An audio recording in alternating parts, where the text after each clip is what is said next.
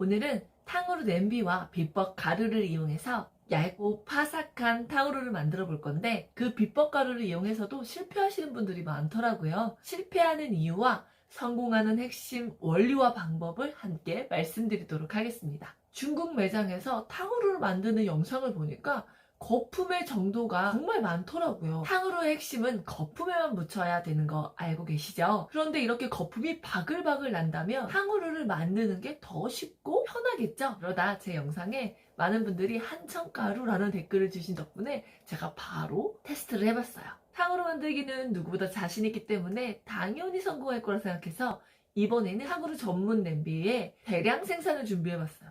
그런데 바로 실패했습니다. 그리고는 다른 분들은 어떠실까 하고 찾아봤더니 많은 분들이 실패를 하시더라고요. 오늘 그 방법과 성공하기 위해 조심해야 되는 키포인트를 알려드릴게요.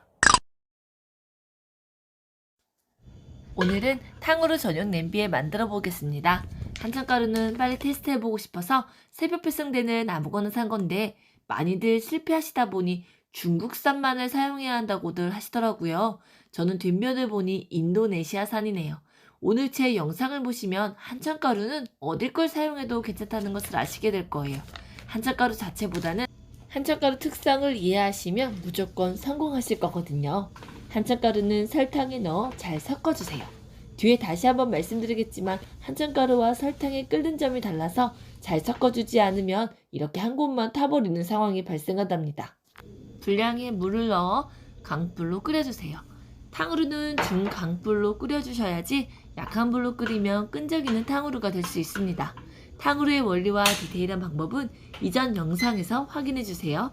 오늘은 한천가루의 특성과 성공 방법에 더 초점을 맞춰 설명드릴게요.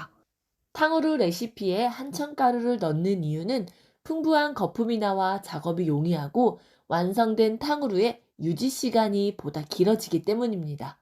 하지만 주의하셔야 할 점은 한천가루는 끓는 점이 설탕보다 낮아서 많이 넣게 되면 완성이 되지 않았는데도 시럽이 끓어버리고 결국은 완성되기도 전에 시럽이 타버린다는 것입니다.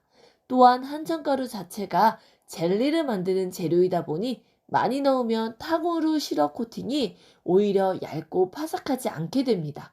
그래서 한천가루 넣는 포인트는 거품이 조금 더 생길 수 있는 보조제 역할 정도로만 생각하셔서 최소한의 양을 넣는 것이 가장 좋습니다.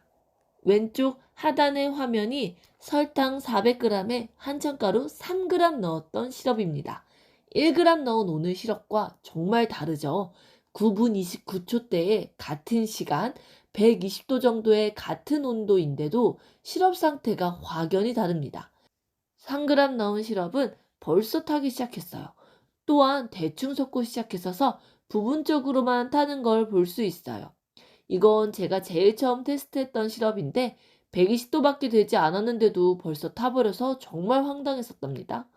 어쩔 수 없이 과일에 시럽을 발라 굳혀봤는데 역시나 끈적이고 이에 달라붙는 탕후루가 되어서 먹을 수가 없어서 다 버렸어요.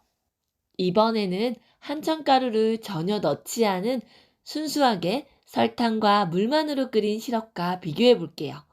모든 조건이 똑같은 상태에 오른쪽 상단의 시럽이 한천가루 1g이 들어간 시럽이고 왼쪽 하단의 시럽이 설탕만 넣은 시럽입니다. 같은 10분대를 지나고 있는 상태인데 확실히 한천가루를 넣은 시럽이 탁하고 거품이 많이 올라온 상태네요. 설탕만으로 끓이는 시럽은 맑은 상태의 시럽입니다. 한천가루의 유무, 한천가루 양에 따른 시럽의 상태와 거품의 양의 차이 아시겠나요? 이렇게 디테일하게 비교해가며 설명을 해드리는 이유는 업장에서 탕후루 만드시는 분들께 한천가루의 역할을 잘 전달해드리고 싶어서입니다.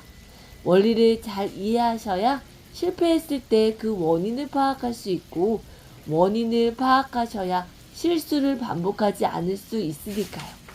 너무 디테일한 설명으로 지루하신 분들은 조금만 양해 부탁드려요. 벌써 갈색빛이 돌고 있어요. 열이 골고루 전달될 수 있게 냄비를 흔들어 주세요. 거품이 이렇게 많이 생기다니 탕후루의 결과물이 정말 기대돼요. 아차하는 순간에 온도가 많이 올랐어요. 서둘러서 과일에 시럽을 코팅해 볼게요. 이렇게 갈색빛이 돌기 전에 작업하시는 게 좋은 거 아시죠? 한천을 넣은 시럽은 거품이 많이 생기기 때문에 불은 약불로 놓고 시럽을 코팅해 주세요. 열이 높으면 금방 타버린답니다. 탕후루 냄비에 작업을 하니 과일을 여러 개 꽂아도 시럽 묻히는 작업이 수월하네요. 거품에 살짝 묻히는 것도 기술이지만 묻히고 난 후 빠르게 돌려 털어내주는 것이 정말 중요해요. 장갑을 끼고 돌리는 것보다 맨손으로 할 때가 잘 털어낼 수 있기는 해요. 한참가루를 넣은 시럽은 정말 빨리 굳더라고요. 그래서 시럽이 고드름처럼 쭉 늘어나는 상황이 덜합니다. 식감을 들려드릴게요. 정말 영롱한 시럽 코팅입니다.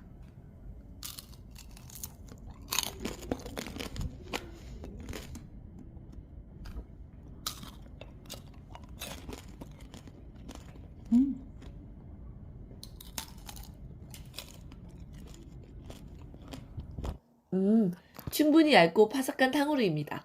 거품량이 많아 작업도 용이한데 빨리 굳는 장점과 함께 보관 시간도 길어지니 한천가루의 장점은 분명히 큰 것 같아요.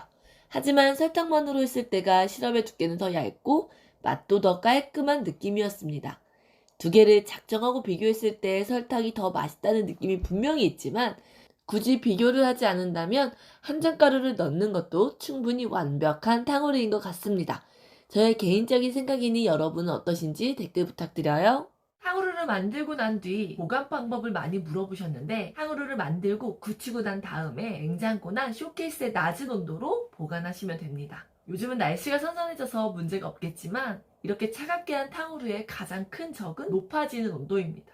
낮은 온도에 있던 것이 높은 온도에 노출이 되면 이 온도차로 인해 습기가 생겨서 눅눅해집니다.